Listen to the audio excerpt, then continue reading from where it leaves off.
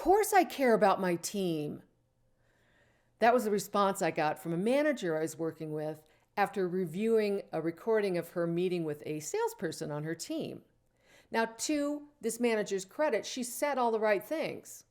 However, she never once looked at her salesperson, and her face was just an expressionless mask. Even when that salesperson talked about missing her son's baseball game because of a deadline she had to meet. It's so important today to communicate empathy and interest and give people attention when the retention rate is a real problem in most organizations. And those things have never been harder to do than they are now in a virtual world.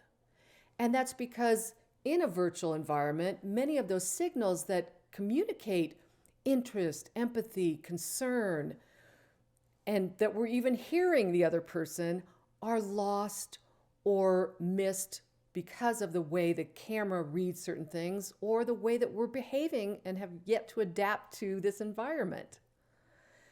To be an effective leader today, it's not enough just to say the right words and do the right things.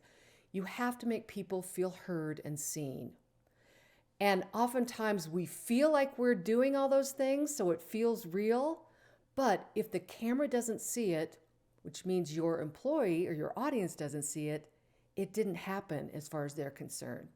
If you want to make sure that you're conveying these leadership qualities and executive presence in your virtual meetings, check out my site at juliehansen.live for programs, tips, and articles on how to make people feel seen and heard in virtual meetings.